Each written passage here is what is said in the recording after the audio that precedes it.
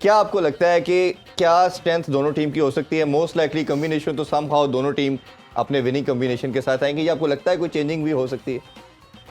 देखिए, मुझे आकिब का तो नहीं पता, मुझे अपना याद है कि 92 वर्ल्ड कप की फाइनल की रात जो होती है ना, वो बड़ी इंटरेस्टिंग होती है।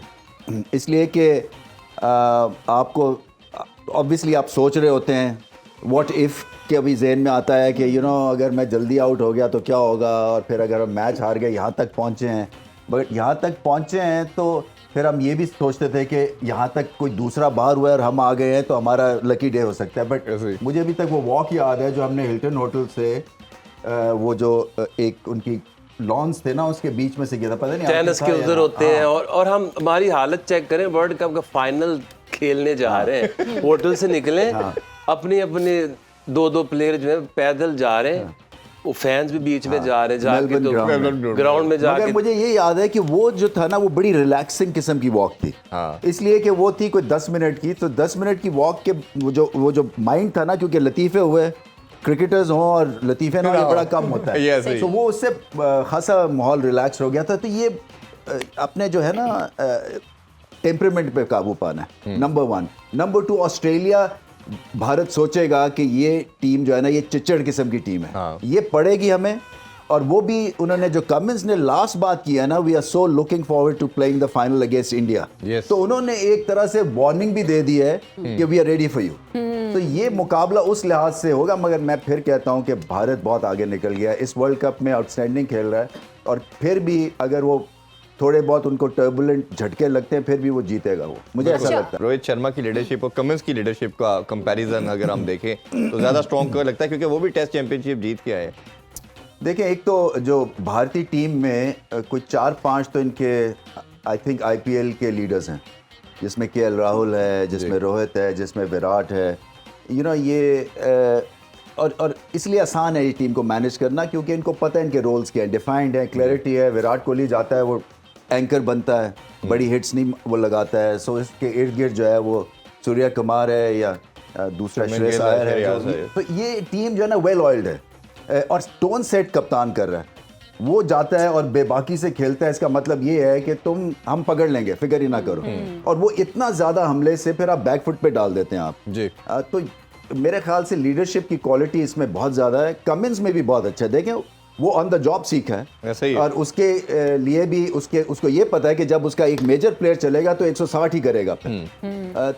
मुकाबला बेसिकली भारतीय बॉलिंग का होगा वर्सेस ऑस्ट्रेलियन बैटिंग। और मैं समझता हूं कि चाहे वो T20 क्रिकेट है, ODI क्रिकेट है, टेस्ट क्रिकेट है, बॉलर्स आपको मैचेस जिताते हैं। बिल्कुल ऐसे तो बॉलिंग अगर आपकी स्ट्रांग है, आपके पत्ते ठीक हैं। इंडियन टीम बहुत आगे निकल चुकी है और वो बहुत बेहतरीन खेलते हैं, लेकिन हमें ज़ाहिर है ये भी पता है कि ऑस्ट्रेलिया भी दूसरी तरफ स्ट्रांग टीम है, वो भी अच्छा खेल रहे हैं।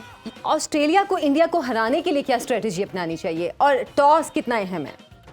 टॉस अहम होगा, इसलिए कि अहमदाबाद में अब ये देखें, मुझे लगता है कि ये स्पिन फ्रेंडली सी पिच बनाएंगे, क्योंकि इनकी स्ट्रेंथ जो है वो स्पिन है। कुलदीप और जडेजा, और फिर बैटिंग लो बाउंसी पिचेस पे अच्छी करते हैं भारतीय बल्लेबाज। और वो 3 मेजर उनके जो front line wicket takers, Zampa को ये संभाल लेंगे, क्योंकि स्पिन को भारतीय टीम अच्छा खेलती है। सो टॉस जीत के पहले बैटिंग करेंगे।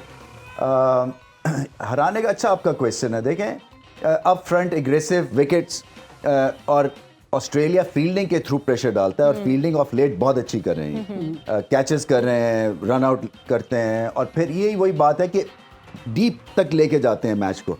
सो ये इनका आउटसाइड चांस ये है कि इनका ग्रेट डे हो, कोई 4 विकेटें गिरा लें ये 50 के ऊपर, कुछ इस तरह की एक मैसिव किस्म की अप फ्रंट स्ट्राइक करें, जो कि देखें ना, पिछला मैच भी तो ऑस्ट्रेलिया से हुआ था भारत का, इन्होंने 3 विकेटें गिरा ली थी ना 10 रन पे, तो फिर 200 कर दिया था भारत ने। तो मुझे ये जो है ना, ये रेफरेंस पॉइंट्स, वो कमिंस कहता है वो रेफरेंस पॉइंट्स इंपॉर्टेंट नहीं होते हैं, मगर मेरे हिसाब से वो बहुत अच्छा एक रेफरेंस पॉइंट है भारत के लिए। मुश्किल पिच पे उन्होंने वो मुकाबला आराम से फिर जीत लिया था। सो मैं कहीं भी देखता हूँ ना, कोई वीक लिंक भारत का मुझे नहीं नजर आता है। देखिए, 3 स्पेशलिस्ट पेसर्स, ये ज्यादा बेहतर कॉम्बिनेशन है हार्दिक पांड्या के बजाय शामी को खिलाना, क्योंकि फिर वो 5-5 विकेट्स ले रहे हैं जी। सो और उनको पता है कि अगर 6ठे नंबर पे बैटिंग नहीं चलेगी, 7वां भी स्कोर नहीं करेगा, तो आखिरी पे फिर बचा क्या? वो नहीं होता। वो ये होता है कि आपके अगर टॉप ऑर्डर नहीं करता फंक्शन, या मेजर आपके बल्लेबाज स्कोर नहीं करते तो बेचारा वो 7-8 पे आपको मैच नहीं बचा सकता।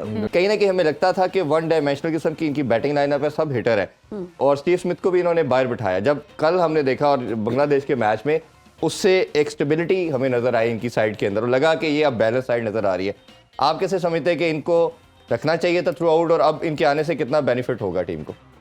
देखिए जो लबुशेन और स्मिथ है ना, ये आपके मैच विनर्स नहीं है मिडिल ऑर्डर में, जैसे कि केएल राहुल और विराट कोहली। आप अगर मुआवजा करें ना तो ये मतलब फिल किया हुआ है उनको मिडिल ऑर्डर में, मगर ऐसी दहशत नहीं मचाते हैं जैसे कि वार्नर है, जैसे Mitch Marsh on the day है, जैसे मैक्सवेल है।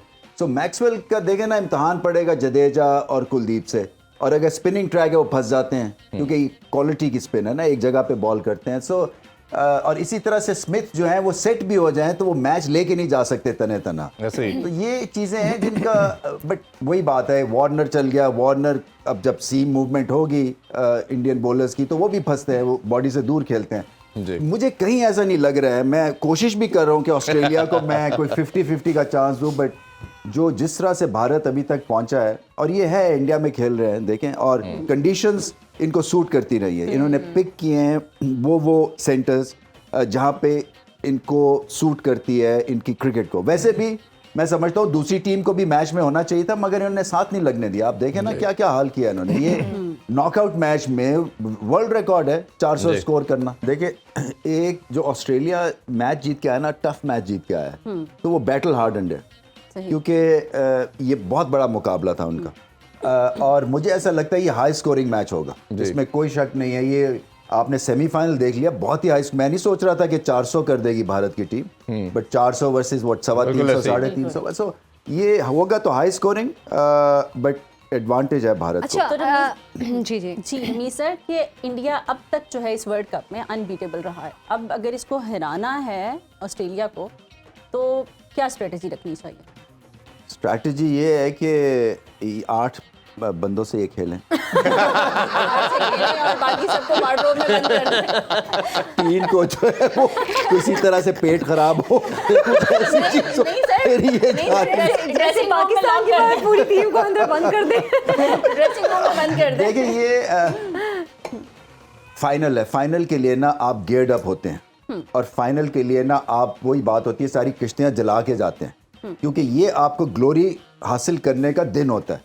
सो वो जो आप खेल रहे होते हैं ना आप 5% पे, सो आप ऑलमोस्ट 50% पे ऑपरेट करते हैं, बिकॉज आपको ग्लोरी नजर आ रही होती है। सो उससे बहुत फर्क पड़ता है। कई जो छोटे प्लेयर्स हैं ना वो उस एनवायरनमेंट में तैयार और तगड़े हो जाते हैं, और उनकी भी छलांग जो है ना वो मैसिव हो जाती है। सो मैं ये सोच रहा हूँ कि देखें ना, ऑस्ट्रेलिया के पास नथिंग टू लूज। एक तो वो खेल रहे हैं, 1,25,000 लोग उनके खिलाफ होंगे।